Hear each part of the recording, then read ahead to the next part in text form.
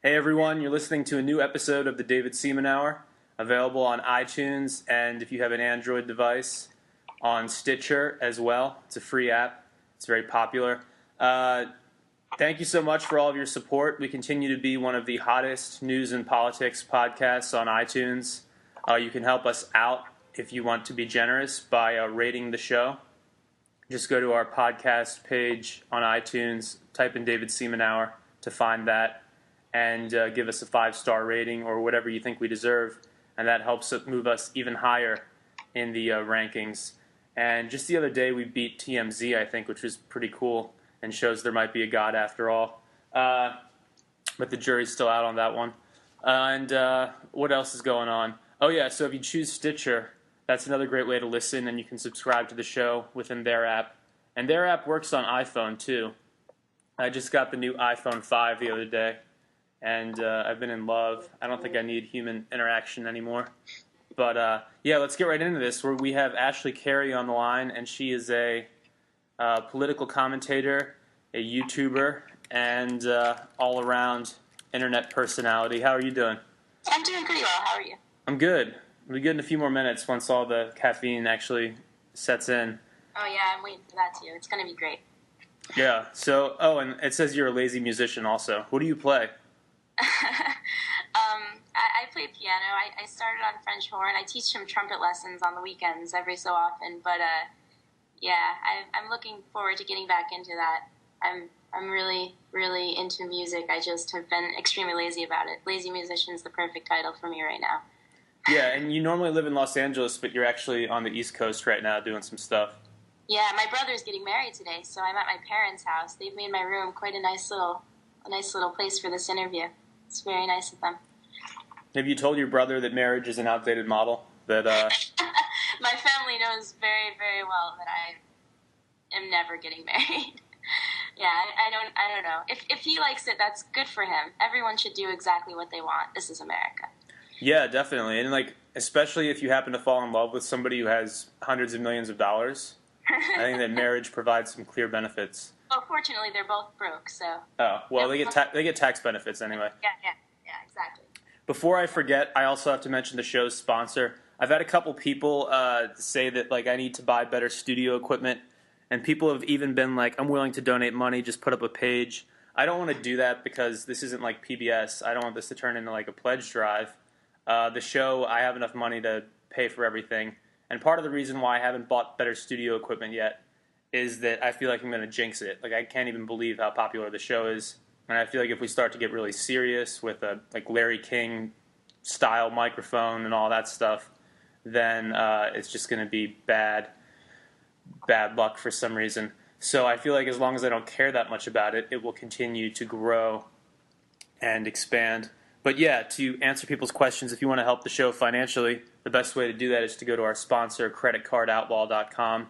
They have some great deals on credit cards. One of those cards I signed my dad up for, and I wouldn't steer my own father in a bad direction. He got the Capital One Venture Rewards card, which is featured right at the top of the site, and you can read people's reviews of it and hook yourself up with some free air miles.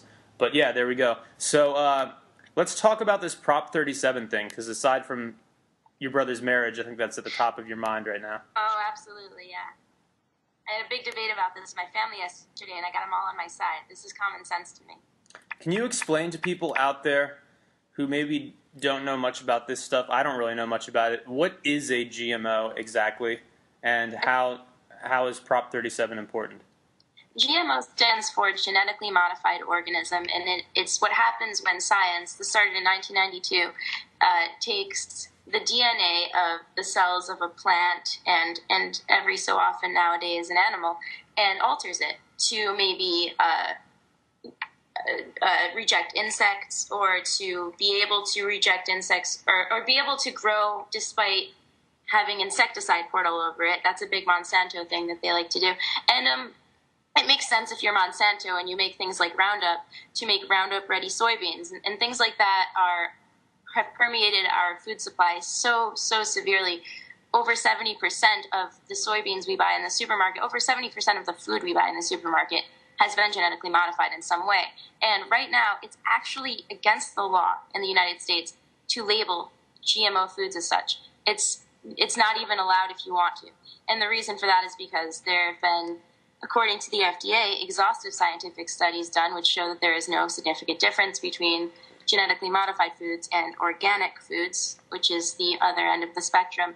And that's despite a lot of alternating evidence from other sources. But the point is that Proposition 37 is the first proposition in any state. The state of California is offering a proposition to make it required for GMO foods to be labeled. And that's a huge stretch from not even being allowed to do it. But the FDA says, if there's no difference, why should we hurt the businesses that use GMOs? I think it should be up to the people to decide what they buy. That's sort of the free market model that we're supposed to be based on. And I'm a huge, huge proponent of the free market. If people decide they don't want to eat GMOs, I don't care what the science is. People should do what they want to do. Like I said, it's America. So that's why I'm such a huge proponent for Proposition 37. People have at least the right to know what they're eating. And this is in the state of California, right? Yes. Yeah, what's crazy about the GMO thing and that whole debate is how does the government claims they have exhaustive studies showing that it's safe. How can they say that when this stuff is so new? It's so new and you don't know what the long-term effects are of eating some kind of genetically altered food over the course of, many years or many decades, and it hasn't been studied because they don't have enough time. So, right. It started in 1992, 20 years ago this year, and I think the FDA has always really suffered in determining long-term effects. It's sort of not their problem. That's their statement on the whole matter. A lot of the drugs they approve, a lot of the foods they approve, a lot of the supplements they approve, they do hurt you in the long term, and it's only coming clear right now that can happen, and they didn't really consider what happens after 20 years. And we're just learning right now, hey, maybe GMO foods do hurt you in the long run. And there are some rats in France who are growing tumors after eating genetically modified foods, and now the whole world's like, oh no, we didn't think about what happens after 20 years. And this is sort of a huge thing that's about to happen to everybody because we've all been doing it. Yeah, just to play skeptic for a second, one of the reasons why these lab rats get cancer so often is that, that's just the way they were built. Like, a rat's natural lifespan is so short that their bodies aren't really designed to fight off cancer all that well. That's a theory that I've heard, and that's part of the reason why you always see these alarming studies that, hand soap causes cancer in rats and, all these basic things that we take for granted and use constantly. No, I agree with that, too. People are not supposed to live as long as they're living right now, but we like living, so we make amends. Mm-hmm. We do like living. I watched that show, that movie In Time last night. It was on TV with Justin Timberlake and what's the girl's name? I don't even know. But have you seen that movie? Yeah, the idea of it is that, in this future dystopian society, their currency is time, and you have a little clock embedded in your forearm, and when you run out of time, you instantly die. But if you have and you fly back and die, but if you have enough time in your little time bank account, you could potentially live forever, and that's what some of these wealthy people do. They have thousands of years on their clock, and past the age of 25, nobody in this society ages. But of course, the poor people can't collect that much time, and so they die very early. And also, you have to buy stuff with your time. So if you want to book a hotel, you have to, you pay 5 hours of time to do that. It's a really interesting idea. I think a pretty scary idea, but interesting. That's kind of like everything that you do is carcinogenic. You're just taking off years of your life. That sounds miserable. I'm so glad that it's just a movie. So Prop 37, do you want people to vote no or yes? Because sometimes these things are worded in weird ways. Well, this would be a yes, if that's what you want. I'm like I said, free market and free will are two of my favorite things in America. And if you believe that this would help the free market, this labeling genetically modified foods, vote yes. And if you don't think it's a good idea, and I've met people who don't, and that's That's their opinion, and I honestly couldn't care less. That's fine. Then go vote no, as long as you vote. I just want people to vote. And I have enough faith in the people to agree that we deserve to know what's in our foods. I can tell you personally, I used to think I hated tomatoes. And then I started buying organic tomatoes, and I love tomatoes. Even if there is no health difference, there's a taste difference for me. There certainly is. And that's enough of a reason for me to want to know whether my tomatoes are genetically modified. And having to pay extra money for an organic tomato just seems a little silly just because it grew from the ground, the natural way. Yeah, I don't understand anybody who would be opposed to greater transparency and labeling. This is just like any other product, in the same way that you buy a laptop and it tells you exactly, how much space is on the hard drive and how fast the processor is. Can you imagine walking into an Apple store and they're like, yeah, we're not really going to tell you how fast it is. You just have to, I actually just sold MacBooks for a while, and a big thing we did was when people asked us what year the computers were, we were like, why does it matter what year it was? It matters what the speed is. It matters what's inside.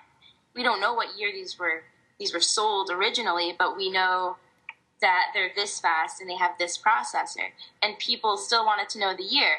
And I was I wanted to tell them the year, but my boss was like, if they know, they might think that matters, and they might decide not to buy a 2009 because it's not a 2011, even though it's just as good. But I think honesty is the best policy. Education is a huge thing that people need to realize. It can only help us. It really can. And the people who are against Prop 37, I understand their fear that people are going to start making decisions based on things that aren't scientific, but that's our right. And honestly, a lot of the time we do that. And if people don't want to buy GMOs, then hey, maybe the free market should reflect that. And maybe the people who are growing GMO foods should switch to organic foods because it's what the people want, and the free market drives itself. You can't control that. You can try, but you're going to get upset. Yeah. Switching gears a bit, that whole WikiLeaks thing, I've been sort of following that. And I think people out there who oppose what he's doing and want to see him in prison or killed, I think they're kind of taking the same view as these people who don't want to know if their food contains GMOs. It's almost like coming out of a place of fear and like this Pollyanna wish that everything's okay. I don't really want to be bothered by the details. Right. And a lot of people are saying, well, we did what we had to do, and I trust my military. And then the other side of the people who are against Julian Assange are saying that he could have endangered American lives, despite the fact that nothing happened. He could have. And that's enough for them to want to see him put to death. And you sort of see the true colors of people who are saying, like, I'm pro-life. I believe in all good things, except I want you to shoot this man in the head. Right. I mean, not only that, but where's the personal responsibility? So he reveals some things that makes the military look very bad. I mean, killing innocent people. I don't think they did it in cold blood. I think they did it based on bad intelligence. But regardless, gunning down innocent civilians, and he exposes that, or his organization does. That was all bad intelligence. So what do you do when you find out that bad intelligence led to the death of innocents? You change the way that you gather intelligence. Right. You make the system a little more foolproof, and we didn't do that. We instead asked everybody to please shut up. And, yeah, instead we villainized the messenger, the guy who got this information out there. We villainized that. And people, like you said, people say, oh, well, this bad PR could endanger our troops. Well, maybe we should not be shooting innocent civilians. Maybe we should have better safeguards in place. And there needs to be a layer of personal responsibility. Somebody releasing something that makes the military look bad, that doesn't mean that they're responsible for bad things happening to the military. You know, people have free will. It's like that embassy stuff. If you decide to attack an embassy, you can't say that, oh, I just did this because of my religion, or I did this because of some YouTube video, or I did this because I'm angry with U.S. policy. If you decide to murder innocent people, then it's all on you, and you deserve to be punished for that. Right. And honestly, did we look very good before the whole WikiLeaks thing? I don't think that changed anything, and I think that goes and proves it. It was released that we accidentally killed innocent civilians in Iraq. The Iraqis were like, yeah, we know, we saw it. No one listened to us when we told you at first. And they had been telling us. These families had been going to our government and saying, Can we have some kind of retribution? Can we have an apology? Can we have something? Someone came into my house and killed my family. Can we have something? And the government was telling them, no, because then it looks like we did it. Yeah, it's like they're doubling down. I hate seeing this because you see it so often now where a politician says something, the wrong thing, and instead of saying, look, sorry, I didn't mean what I said, I fucked up. Instead of doing that, they double down, and they're like, I meant what I said, and they keep backing this bet that doesn't make any sense when they should just fold. And instead they keep doubling down, and at the end of the day, they look stupid. And that's what's happening, unfortunately. Our government looks stupid here. That they're labeling him an enemy of the state who can be killed on sight. That's ludicrous. Oh, yeah, you're never going to win when you're weaving a web of lies and you think it's making you safer.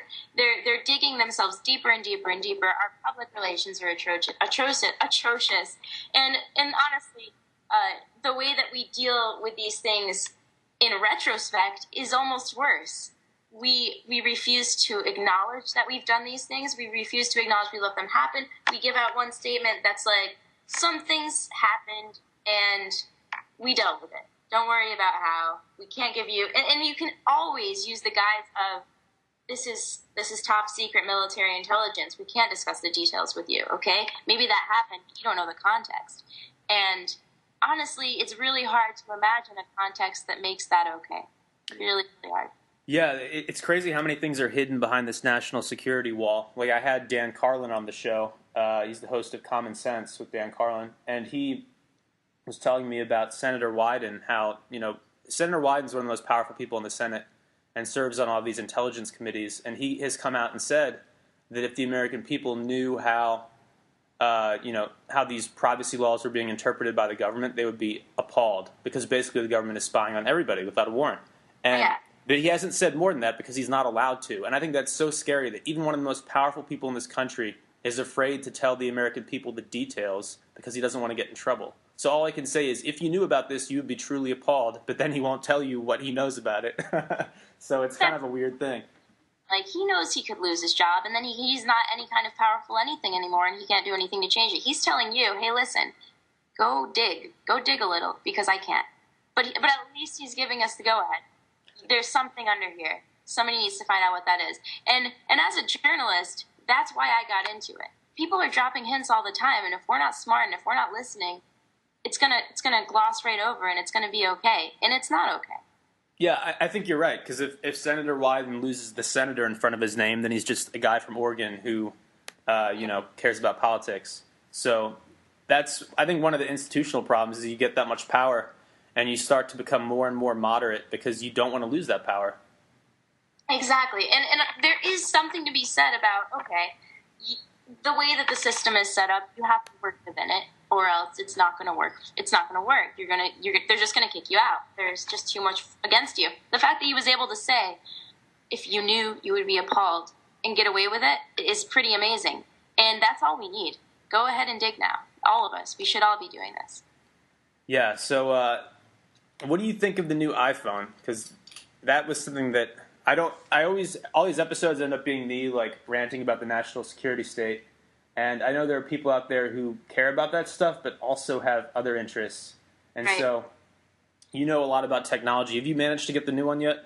Bought 8 on the day that they were released, but that was for other people. I have an iPhone 4S. I dropped it in a toilet, but it's still going strong. It seems like it's a lot like my 4S. It's a little bit longer and a little bit thinner, and it has an A6 processor. I don't think we're going to be able to see what that can do for a little while longer. The A6 processor sounds like it's got a lot of promise. But as of now, my iPhone 4S with an A5 processor is also instant.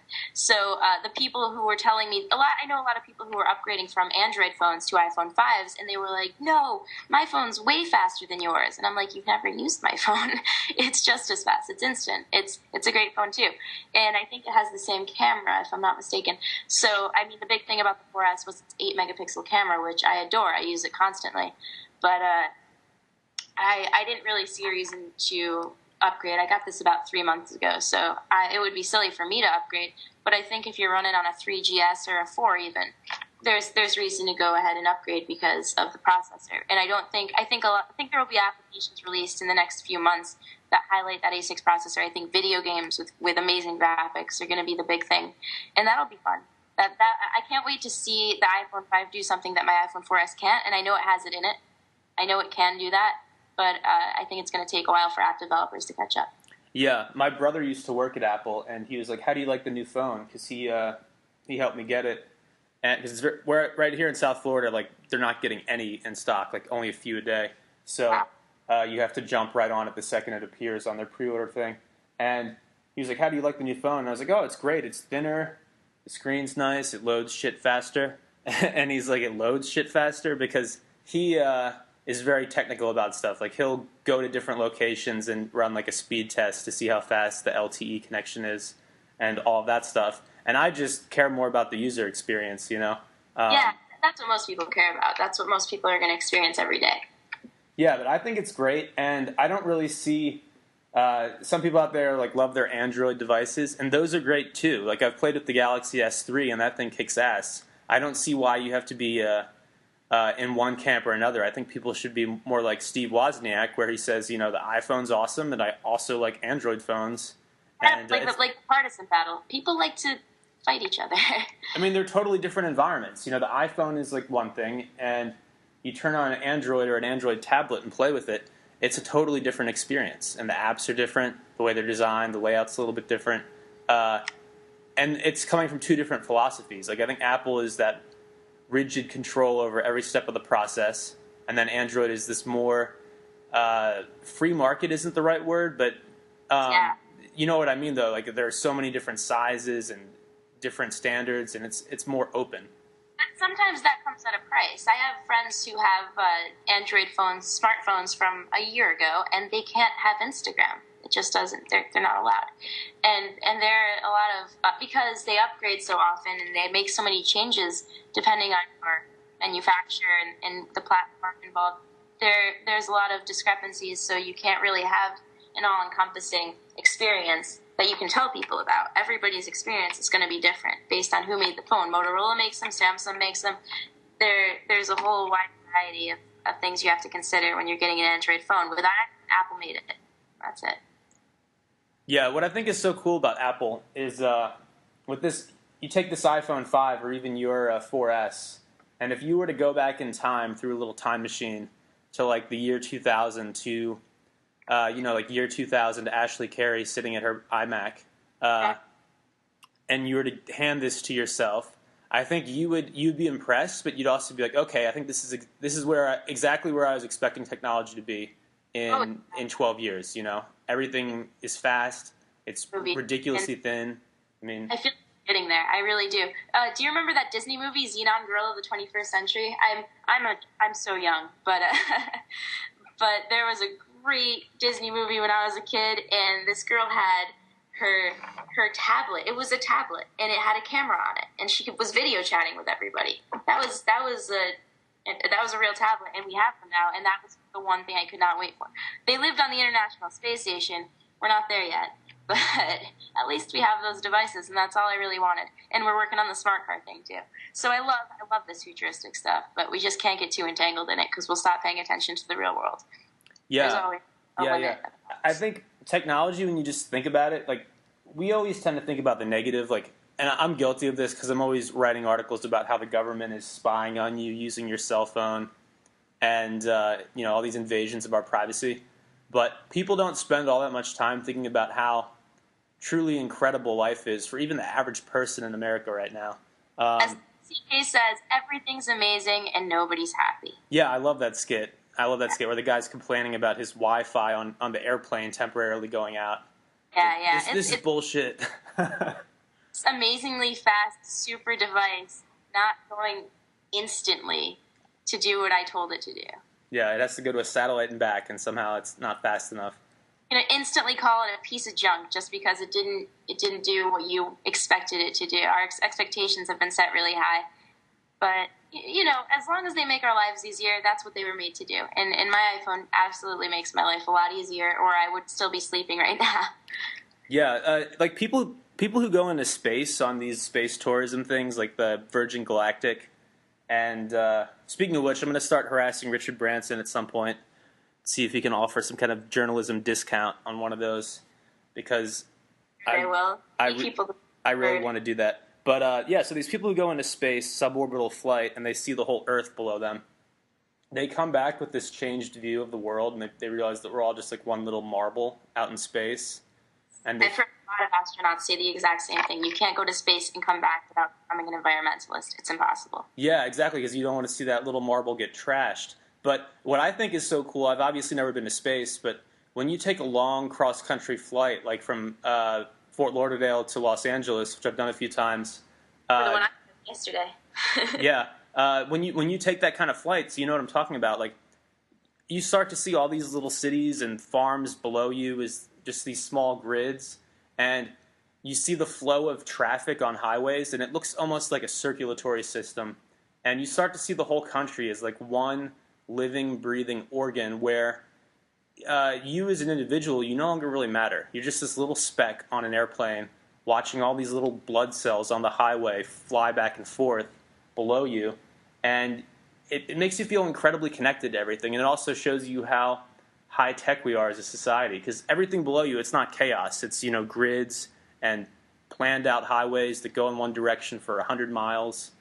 It's very the same way, actually. I spent a lot of time looking out the window on this particular flight, and I felt like, okay, we are really insignificant, but because we're so insignificant, we could go anywhere in this entire space and just stand there, and it's okay. We can just enjoy it. Like, I went over to Arizona, and I was like, nobody lives here.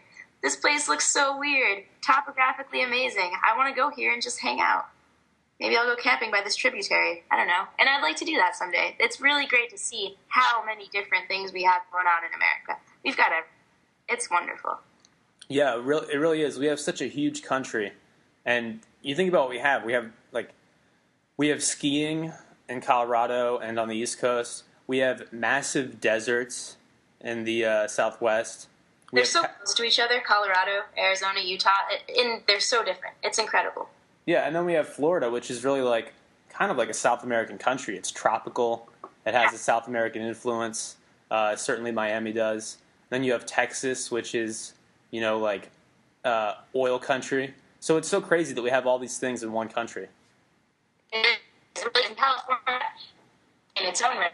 You go north and not in LA. It's a very, very different place all the way down.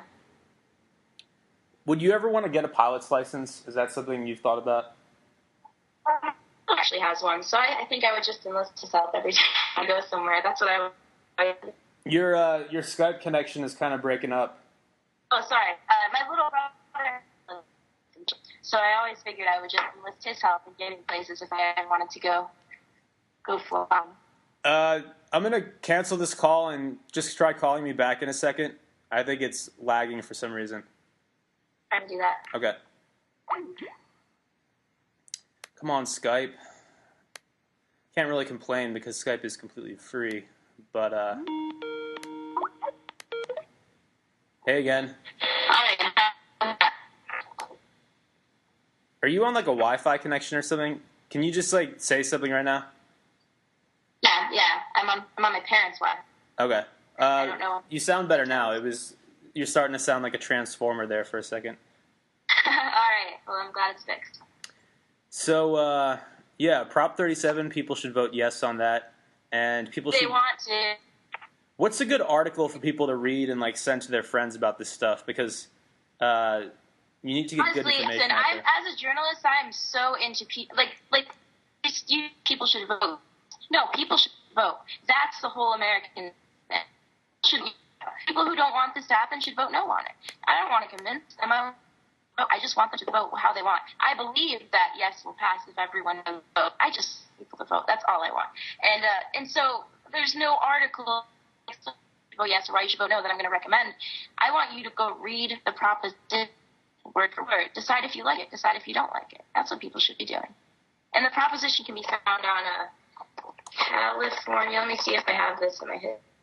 I'm gonna call you on your phone, and we're gonna do it that way because this is still having issues.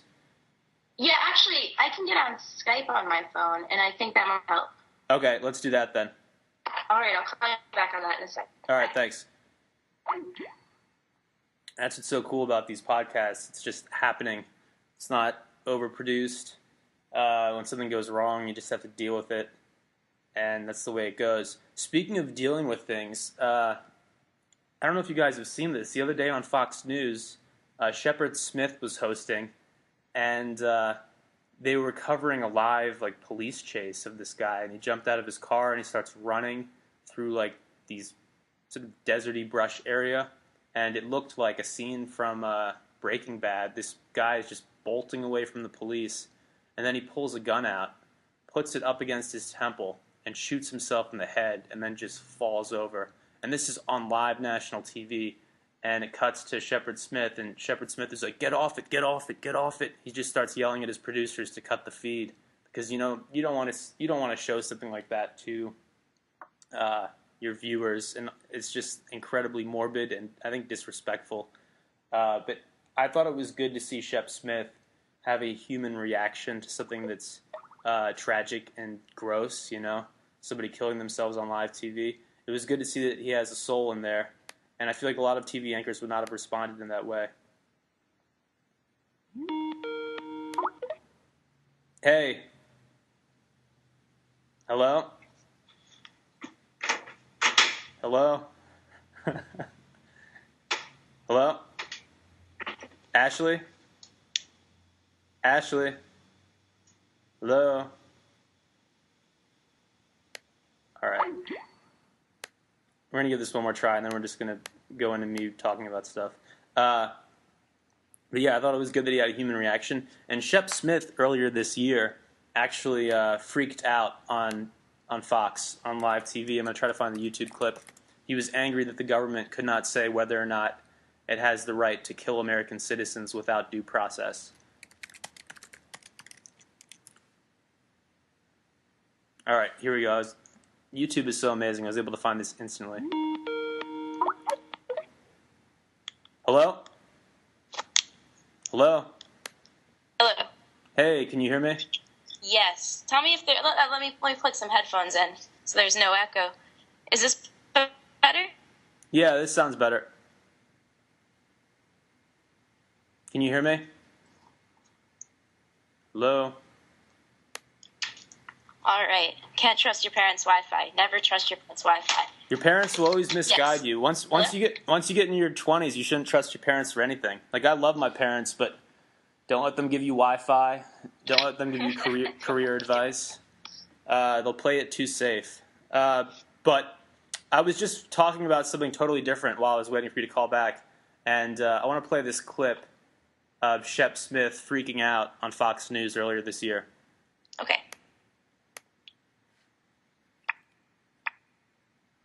Argument for killing American citizens overseas without a trial. But what about targeting people on U.S. soil? Can they now kill American citizens inside the country? The head of the FBI, when asked about that on Capitol Hill yesterday, stumbled around on this. Does that only apply to U.S. citizen that's overseas, or does that apply to U.S. citizen that's here? I'd have to go back. I'm not certain whether that was addressed or not. So that we have clarity here, he is not certain whether it was addressed, whether our government can kill our own people inside our own country. This really needs to be addressed. We can't just answer this question. No, the government doesn't kill our own people. We have a process for this. It's called the justice system. You file charges, you lock them up, you try them before a jury of their peers, and then that's how. They don't kill our own people. Judge. There you guys go. So that's another good example of Shep Smith possibly being one of the only humans with the soul at Fox News, because that went out live. And when I got started on this by talking about that clip from the other day where Shep Smith was following a police chase and the suspect ended up killing himself, and Shep freaked out and just kept saying, "Get off it, get off it, get off it," because he wanted them to pull the feed, I guess out of respect to the guy, Emily Judge, she's not there anymore. But there are some good souls. Oh, you're talking about Judge Napolitano? When they're not doing their daytime shenanigans. Yeah. Judge But, Napolitano is go on. he's still a Fox News contributor, but he used to have his own show on Fox Business, which was, I thought, really really interesting and good, and totally out of place, to be sure. Fox Business. Yeah, and that's why it's not around anymore. But it was a good show. It was. He should have his own network. Maybe if Oprah's out there listening, maybe she can give him a show on Oprah Winfrey Network, because that would for sure boost her lagging ratings. He's got to throw in some women power notes before that. Mm-hmm. But back to Proposition 34, because I think we got cut off, or 37. Sorry. You can read the full text of all of the propositions on November's ballot at CaliforniaPropositions.com, I believe. Google it to be sure. I can't be by my computer anymore. The reception's terrible. But the point I was trying to make is that on the same note as we should all have the freedom to choose and the right to know, we should all have the freedom to choose on this proposition too. So I don't want to be saying you should vote yes or you should vote no. That's the whole point here. Vote exactly how you want to vote. Just please vote. Yeah, that's all I add. I think you should vote yes. I think you should vote however you want, and that's my strongest point I want to make. Yes or no, maybe you're against it. I believe in my heart of hearts that if everyone does vote, it'll pass with flying colors. But just vote. I would never stop someone from going to the polls because they're voting no. I think if you don't want it, then don't want it. I want to be proved. I want my opinion to be proven right by the people's opinion. You know, my opinion is that people want to know. If it doesn't pass, then people must not have wanted to know. But I just want you to vote so I can know that for sure. Yeah, that's with those voter ID laws. I find that stuff so disgusting because even though I tend to lean more conservative, it doesn't matter that it helps one party or another. I think it's disgusting to limit access to voting, and if that's the way you need to win an election, then that means that your platform sucks. It means that you're not engaging with voters. I would understand if they were fair voter ID laws, but they're not. My grandfather actually suggested we tie it to Social Security numbers, and as far as I know, I don't see how that could be a terrible idea. But right now we're tying it to driver's licenses, which not everyone has. We're tying it to you can get through if you have an NRA membership card, but your veterans card doesn't work. So you can fight for our country with the guns we gave you, and you might not be able to vote. But if you go and buy your own guns, you're good to go. That's so appalling. We treat our veterans so poorly. Not just in that regard, but in terms of the medical care they're entitled to when they get back. And the mental health care. I have a lot of friends who went to Iraq and Afghanistan, and in all the mental issues they had to come back with, no one cares. No one's there to help them. No one. It doesn't matter. They'll take you overseas and they'll mess with your head, and they'll make you so confused about humanity, and they'll make you kill people that you didn't really want to kill. And then they send you home and they expect you to just be okay. No one is going to be okay after that. They really mess you up there, and they just completely forget about the responsibility of taking care of you afterwards. And that's something we really need to get a hold of ourselves. We need to fix that because we're creating so many mental health issues, and we really don't need that right now when we're trying to get our economy back on track. It's just not good for anyone. Yeah. And then they don't even respect your freedom of speech. That former Marine, Brandon Raub, that thing made the rounds on social media because he posted something on his private Facebook page criticizing the government and saying he didn't believe in the official 9/11 story or whatever. And they came to his house, raided it, and took him to a psychiatric ward. And luckily, he got enough attention online that he was able to get a lawyer, and the story got out there, and I think he was eventually released. But it's pretty scary. You fight to defend your country, and then you come back here. You should be allowed to post whatever you want on your private Facebook page that only your friends and family can see. As long as you're not posting something that advocates violence, it's really none of the government's business.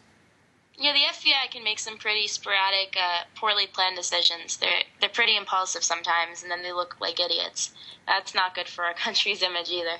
I have some friends who are pretty young and are planning to go into law enforcement, FBI or whatever. And I have a lot of hope. It's cautious hope, but I have a lot of hope that there are young people in the FBI and the CIA and these other agencies who are more like you and me than they are like these old crypto-fascist creeps who've been there forever and Who still, don't understand the internet. well, they don't understand the internet, and they think that we're still in the middle of the Cold War, where you have to crack down on any kind of domestic dissent because it could give, allow for communism to take hold in the United States. Oh, we still have so many communist-era knee-jerk reactions. It's unreasonable. I'm from a generation where I wasn't even alive. I was born a month after the Berlin Wall was knocked down. I was never, ever, ever alive during that, and I've experienced so many. I read through laws. The NDAA mentions so many Cold War era justifications that they reinstate every year, and I just don't know why. Yeah, and I even get criticized by some people for going on RT America, which is a TV network, I think partially funded by the Russian government. And I'm like, you don't understand. Like, this, it's not like I went on a station in, like, Soviet Russia. I went on a station that's based in Washington, D.C., that hires American correspondents, and that happens to be financed by the Russian government in the same way that the BBC operates under a British charter.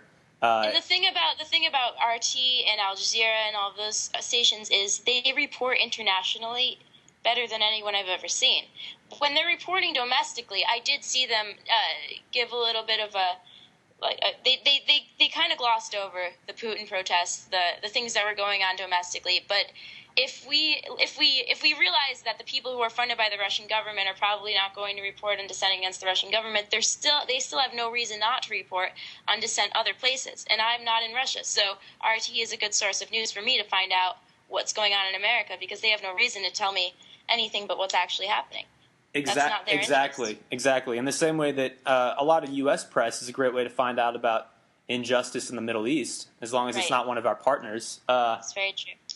Yeah, and every time I've been on their network, by the way, on their TV shows, they never tell me what to say. There's never any guidance. Yeah, and I was on RT Radio about a year ago, and they just told me to talk, and I talked, and that was it. Yeah, and yet I've been on American networks where the producers are so pushy that they almost want to know what you're going to say ahead of time.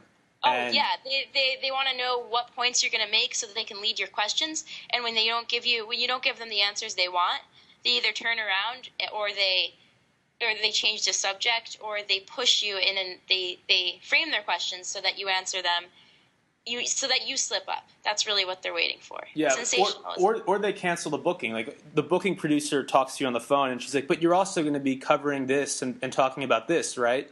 And I'm like, "Well, that's not really what I believe." And then you get a call, and then you get a call back, and they're like, "Sorry, David, something changed. We're going to have to do this another time." And I'm like, every time that happens, I'm like, I wonder if it had something to do with the fact that I wasn't willing to toe your bullshit line, you know? Exactly. They're like, we need someone to talk about why this is the scariest thing in the world. And I'm like, well, it's kind of scary, but it's not that scary because we can do this about it. And they're like, no, that's not what we're asking for. We want you to scare people. We don't want you to make them feel better. Oh, okay. Well, then I'll have to just do it myself. I guess that's why we have YouTube and blogs and things like that. That's taking over because that's what people really want to see. People don't want to watch these scare tactic nonsense things that are driven by the corporate news agencies that have agendas. They want to see what people really believe. They want to see what the facts are. And I think that's really respectable of Americans. And I have a lot of faith in them to keep doing that and seek that out until it becomes mainstream. Yeah, with YouTube, I think that's still such a powerful platform. And your videos, certainly, you sound off on a lot of different political topics. And I think people can relate to that when it's just another person. You know, it's not hyper-produced. Doesn't have talking points. It's just you expressing what you know. And I talk about laws and bills and the way the electoral college system works. Just things I want people to know. Like, oh, I bet a lot of people aren't interested in this. Let me try and make it interesting. I'll explain it to you. It's kind of important to know this. So here, that's all I want to do. Yeah, that's the same way I feel with this show. There's no political agenda. The only agenda is like just talking about the truth and having enough time to talk about these things, because you get a good guest on, and a lot of times you don't even get to the root of the issue until 10 or 15 minutes in. Right. Well, whatever will drive their ratings, that's what they do. But it's just a shame. Well, I think the number of views on YouTube and the number of people who listen to podcasts on iTunes and on Stitcher, that number is so much greater than all three of the networks combined. Oh, absolutely. We're definitely taking over. It's going to happen. It's going to happen sooner rather than later. The young people want this. They want this conversation. They don't want the stuff that Jon Stewart has to make fun of every night. Yeah, I like Jon Stewart, but I think it is sad that I was talking to somebody about this last night. Lee Camp, I saw this. Yeah, well, Lee Camp and then a friend of mine who lives in my building, about how it's sad that this stuff has to be packaged as comedy, otherwise it doesn't work, like otherwise it just doesn't get out there. Yeah, I've always been a huge fan of political comedy, and I think it helps that people just enjoy comedy. They enjoy lighthearted things. If you present this in a way that's really devastating and sad and depressing, people don't really want that at nighttime when they've just had a rough day at work. But the way Jon Stewart puts it is, isn't this ridiculous? And then he makes a joke about it, and everyone's like, yeah, that is ridiculous. And they realize it is. They, instead of just like, look how terrible this is. Instead of look how ridiculous this is, Jon Stewart says, isn't that ridiculous? And then he laughs about it. And that's it, when you put it in a way that's a lot easier to handle, because it is really bad right now. It really is. And when you put it in a way that makes people at least able to smile about it, to look at it objectively, and then make decisions, I think it's a lot easier to handle that way. And that's why he's so popular, I think. Yeah, it really, you need to keep things as lighthearted as possible while still sticking to the facts. I got invited back on Joe Rogan's show, so I'm going to do that in a couple weeks. And next time, like last time I was on his show, I just scared the shit out of his listeners because I was presenting all of this information about warrantless wiretapping and the NDAA and stuff that a lot of them maybe hadn't heard all that much about beforehand. And for me, it's not all that shocking because I've been covering this stuff for 10 months. But for some people, that's heavy stuff. Yeah, that's really heavy stuff. If you go straight from like believing that your government is doing everything within the guidebook to realizing that they're breaking a pretty large portion of the Constitution, that's a big shock. So I think all I can really do is provide this information. You don't even have to provide the outrage because that is built right in. That comes on its own. That's a natural reaction. And you also have to pick and choose your battles. Like I get emails all the time from people who are like, look into this, or you have to tweet about this. And there are just too many issues out there. I don't believe we're going to get to a point where every injustice in the world is stopped, and there's never a whale in the world that's being caught up in a net. But you know what? They're all connected. They're all connected. They're all connected, but we only have so much time. So if you solve one big problem, you've solved a million little problems, and that's all we need to work on. We need to focus on things like the NDAA. We need to focus on things like constitutional injustices, because those will be reference points. They'll be precedents people can refer to when they're fighting their own small injustices, and that's what we need to provide them. We need to provide them recourse constitutionally to say, hey, you definitely can't do this, and here is why. Yeah, that's true. I mean, all I really want is for the government to respect the constitutional rights that are already written down. I'm not asking for anything new. I'm just asking for them to respect the laws. Right. So we need Supreme Court decisions that set precedents. Because Supreme Court decisions are huge, huge deals. You can refer to them in your municipal courts. You can refer to them anytime you need to say, hey, this court case 10 years ago says you can't wiretap me, so you can't. So stop. And then you win. And that's what we need to give them. We need to give them huge Supreme Court cases that set huge precedents that change this, because it's not right. Our founding fathers would not be down with this. Yeah, the precedent thing is so important, and a lot of people out there don't realize from a legal perspective, precedent is everything. And there are people out there who go, well, it's okay if the government detains somebody without a trial every now and then. It's happening very rarely. These people are probably a threat anyway. And they don't realize that once you allow for every now and then, the precedent is there, and all they have to do is go back to that court case or go back to that example. And even that movie J. Edgar about the creation of the FBI, it shows how he was able to. All he wanted to do is get one case where the FBI could go in there and do its thing, and then from there the precedent has been set, and that is now in its jurisdiction and its power from now until the end of time. Definitely, and we need better precedents that we created, that we're guiding, that refer to the actual original intention of the Constitution. And the original intention of the Constitution was, okay, we need a government, but don't freak out. Don't freak out. It's going to be a really passive government, and it's not going to get in your way. And look what's happened. Yeah, I think it's the drug war is one example where the government is doing things that have no basis in constitutional law. Yeah, absolutely. It's become, we'll bend whatever rules we need to do to serve our own means, and We'll just, Uh-oh. You're getting back into Transformer land. we'll come up with... Hello? Hello? Hello? Can you hear me? That shouldn't happen. I'm in a completely different connection. I can hear you, yeah. All right, cool. Maybe the government's cracking down, giving you the Transformer voice. It was funny when I did Coast to Coast a couple weekends ago. Yeah. I started talking about like some sensitive stuff, and my phone call dropped. That's kind of... Hello? Oh, sorry, I lost you for a second. Can you hear me okay? Yeah. Yeah. All right, so we're going to actually we're going to wrap this one up, and where should people follow you so that they can stay privy to everything you're working on?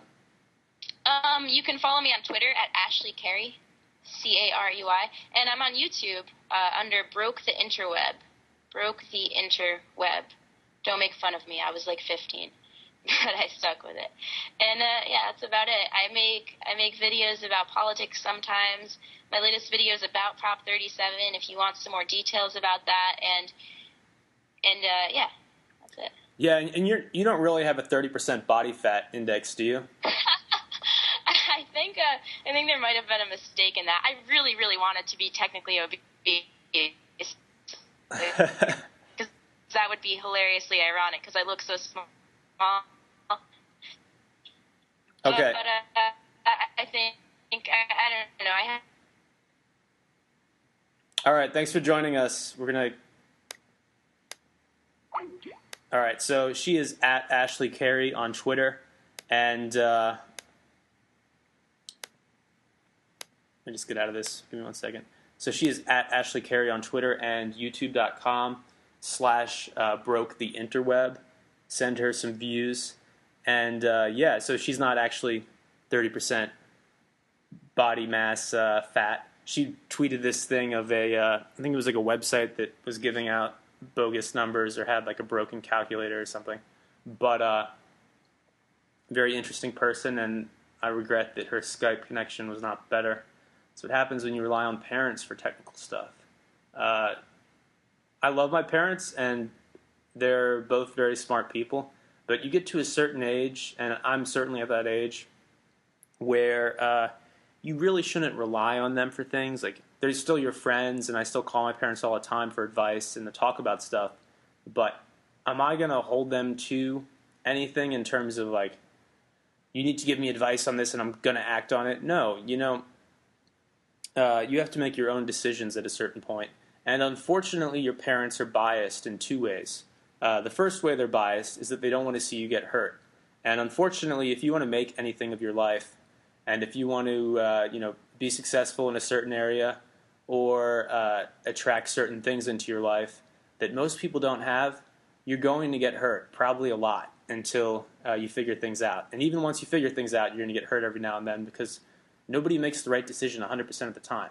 So your parents are acting out of this conservative, reactive state where they just don't want to see you get hurt. So they're okay with you having a boring, simple life as long as you stay safe. And that's not what life is all about. Certainly you don't want to make stupid decisions and put yourself in harm's way unnecessarily, but you do need to take risks. And the second way your parents are biased is that they're your parents, and they think that you're the greatest thing ever because they've committed decades of their lives to rearing you and taking care of you, and so they have a great opinion of you.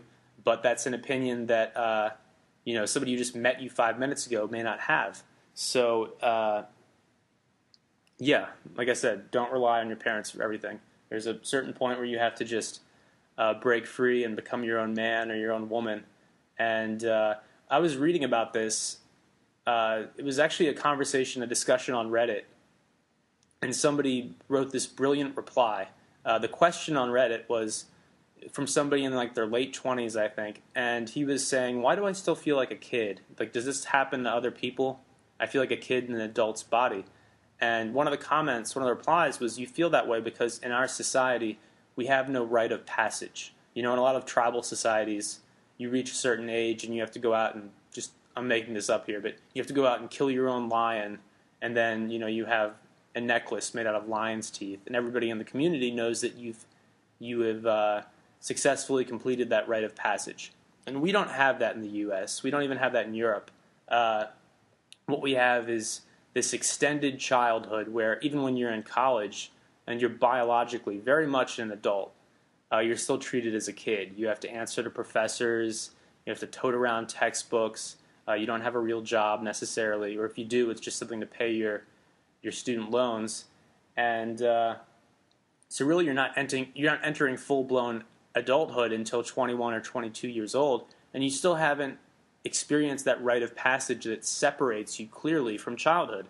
And since we don't have that, a lot of people just slowly move into adulthood and get their own place, but they're still, playing video games all day long. They're still talking to their parents every day, and so it feels like they're in the same state they were in when they were 15 or 16 years old. And I mean, the closest thing we have to a rite of passage in the U.S. is getting your wisdom teeth pulled at 18. You think about that, that's really a form of body modification. It's a little bit scary. It's something everybody goes through, so it's a shared experience.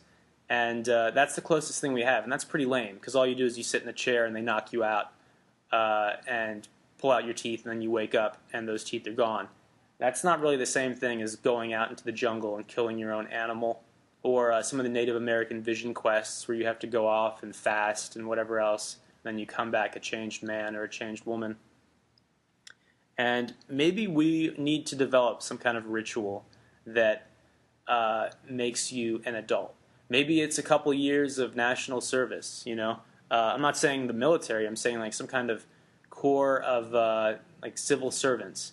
And again, you guys know me, I don't believe the government should force people to do anything. So I don't think that national service should be mandated. But it might be a cool idea, and I'm just throwing this out there, it might be a cool idea that after you graduate from high school or after you graduate from college, the government provides you with the option of serving for a couple years in some kind of special corps where the whole point is just to make society better, to make the United States a better place to live. And you create that shared experience where all these young people have gone through that, and then you feel like you're no longer a child. I think that would be cool. And again, I don't want this to be mandated, but I think it should be, something like that should be an option for people who graduate and can't find a job that they're interested in. It should be an option to be a part of a greater community where you can get stuff done. And one of the real travesties, I think, of this economic downturn is that the government has been operating under the mistaken belief that the only way to get the economy back on track is to pump more and more money into these money-hungry banks. And they're never going to have enough. It doesn't matter if you pump in $700 billion or $1 trillion.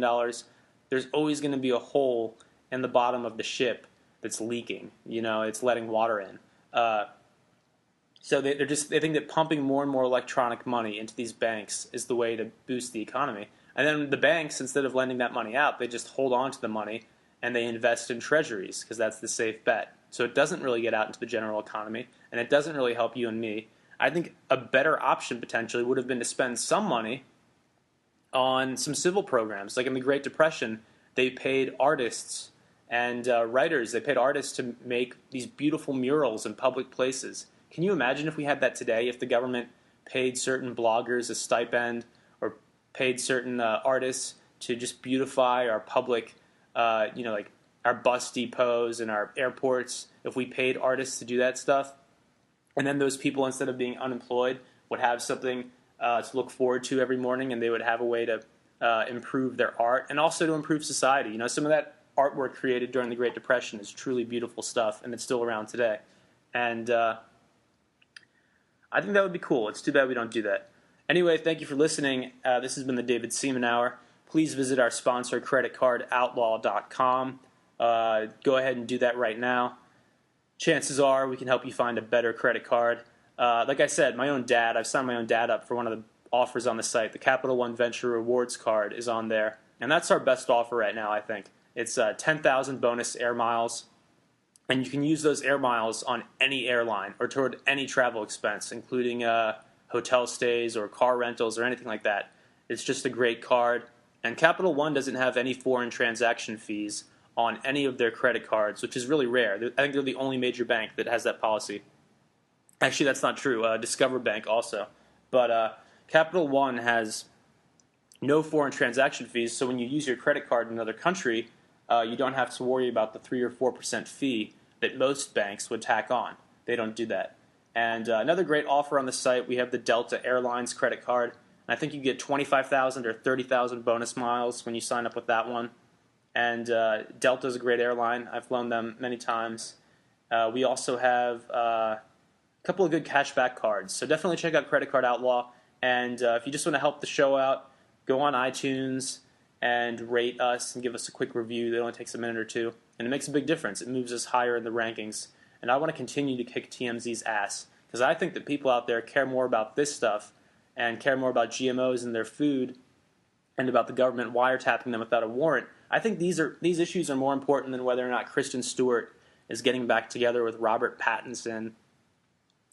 Although, I would be more in favor of imprisonment without trial if the government told Justin Bieber to go down to Guantanamo Bay. If they're like, look, we have a very exclusive concert down there to improve morale.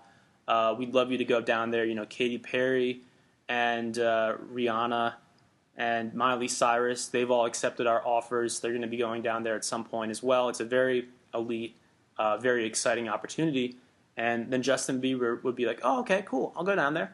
And it'd be great if once they got him down there in Guantanamo Bay, they just indefinitely detained him. I'm not saying that's fair. I'm not saying it's right.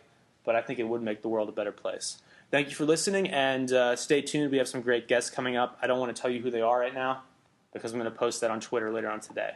Thank you. Bye.